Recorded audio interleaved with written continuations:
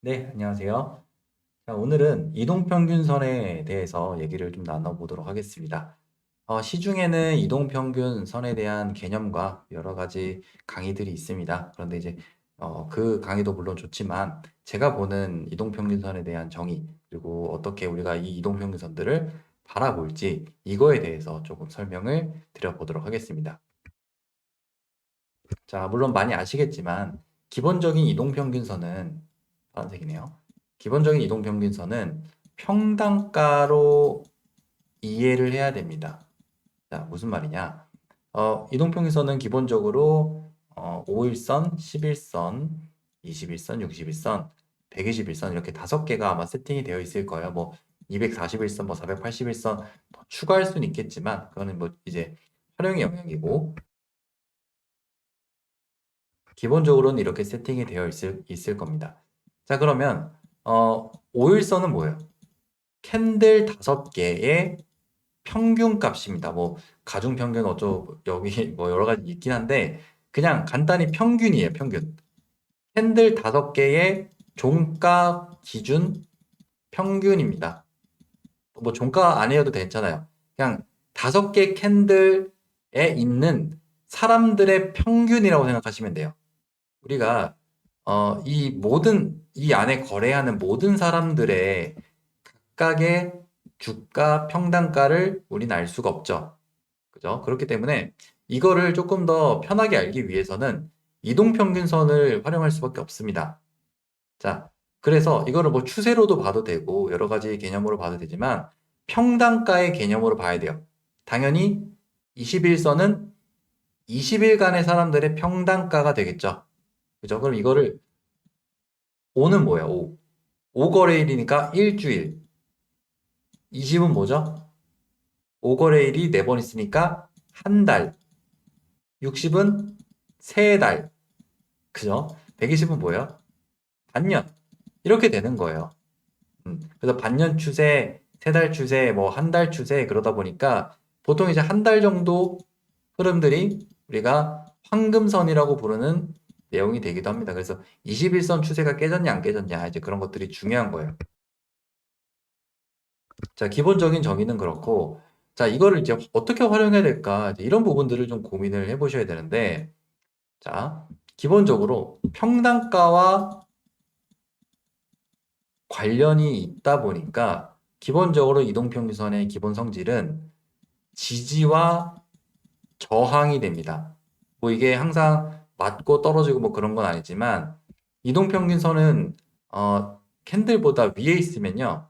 예를 들어서 지금 역배열이 없으니까, 캔들보다 위에 있으면은 얘네들이 저항이 되는 거고요. 캔들보다 위에,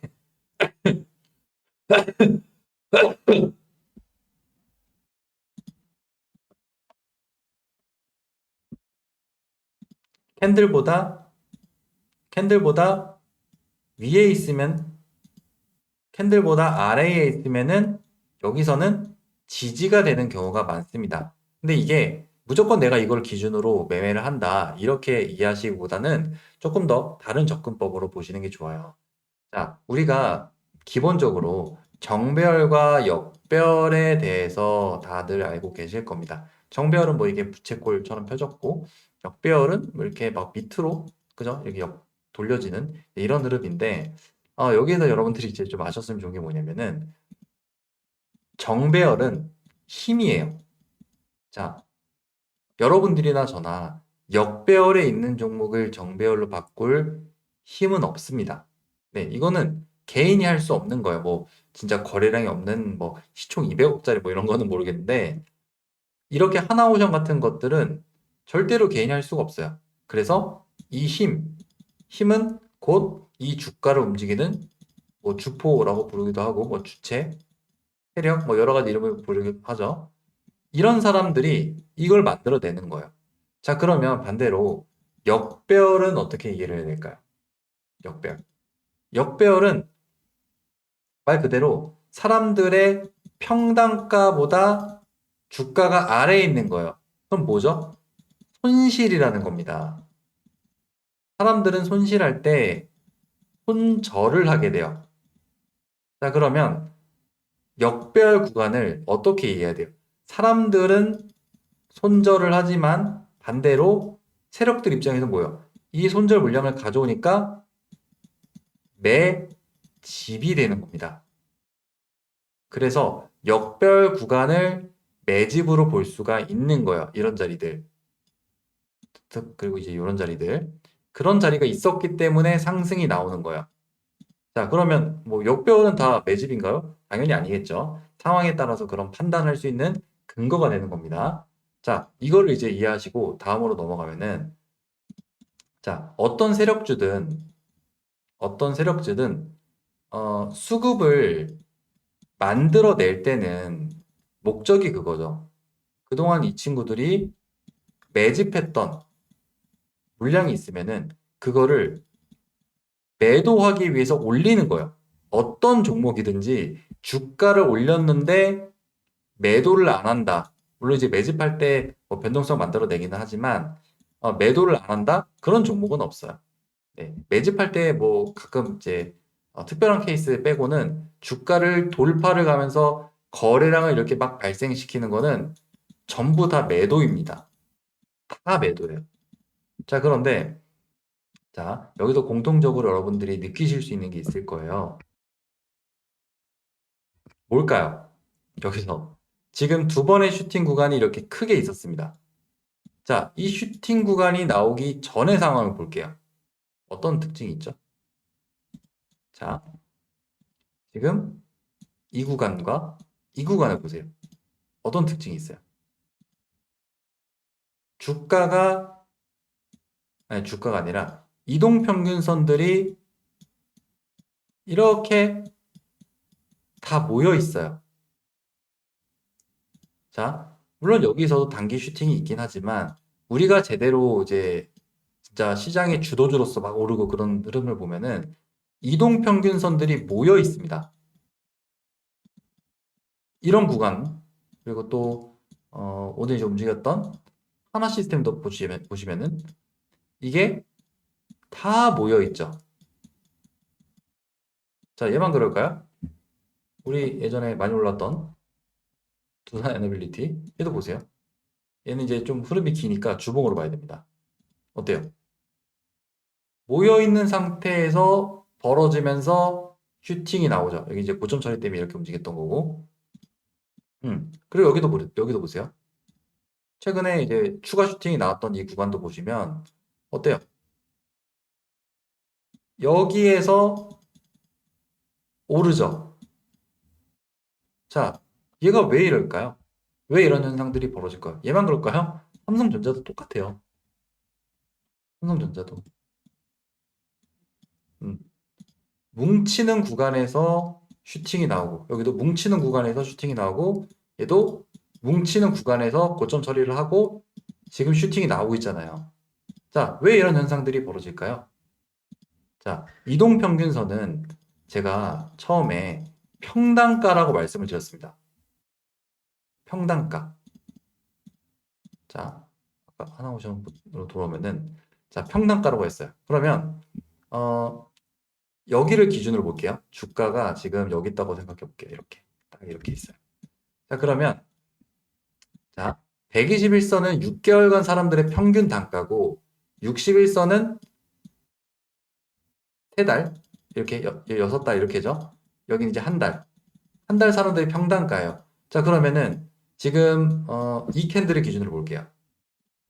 이 캔들을 기준으로 한 달의 사람들은 어때요?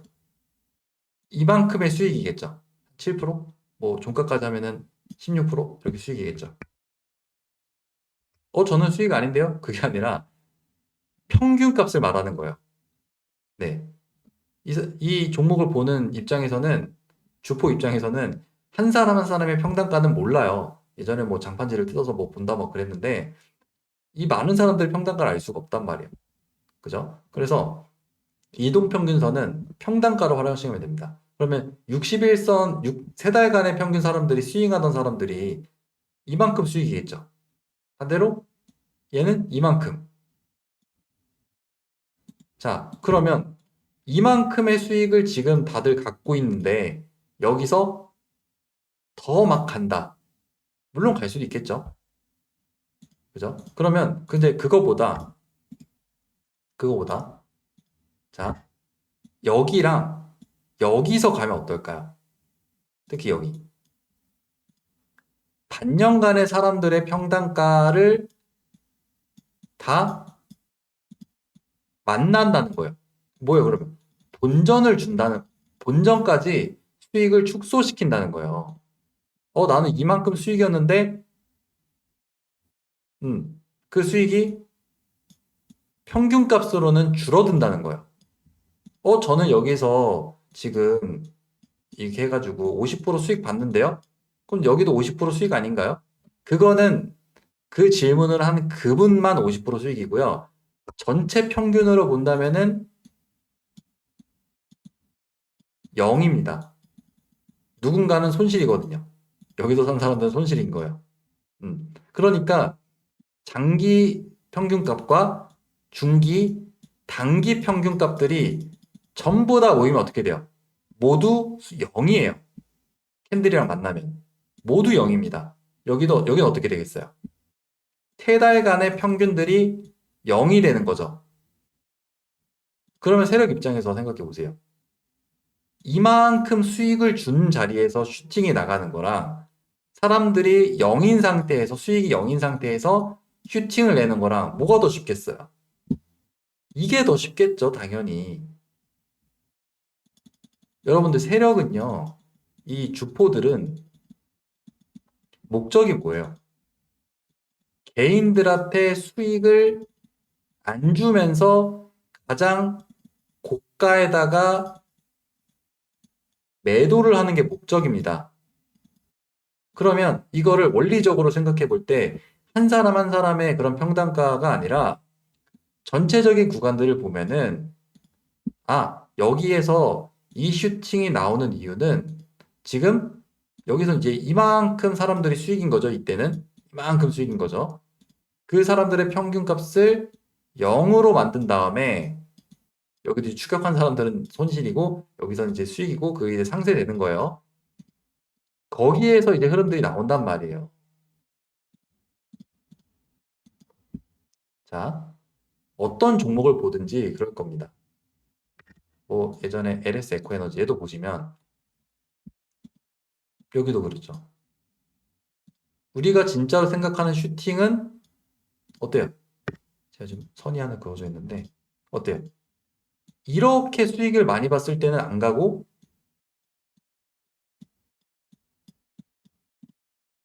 그죠? 이런 자리들 삼성전자 마찬가지입니다. 음. 최근에 슈팅 나갈 때 보시면은 아이고 죄송해요. 정보점을 처리를 하고요.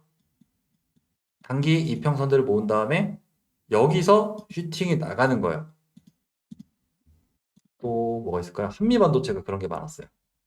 한미반도체도 보시면은 여기서 이제 많았는데 올라올 때 계속 그랬어요. 자, 얘가 슈팅이 나가는 걸 다 보시면은 쭉 모일 때 슈팅. 여기서 이제 단기 모일 때 슈팅. 또 단기 모일 때 슈팅.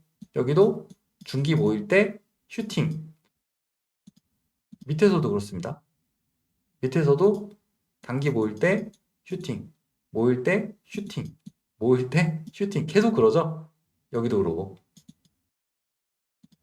자, 그러면은 원리적으로 우리가 이동평균선을 어떻게 생각을 해야 되냐? 뭐 기본적인 내용은 나왔으니까 이걸 어떻게 생각해야 되냐?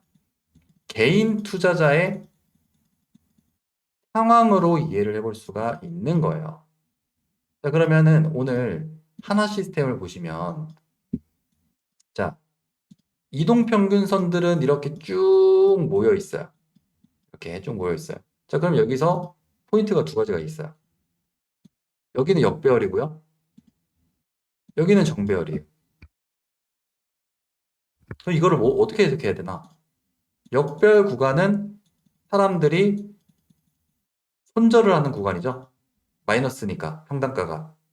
그죠? 그러면 세력 입장에서는 주포 입장에서는 매집이 되는 거예요.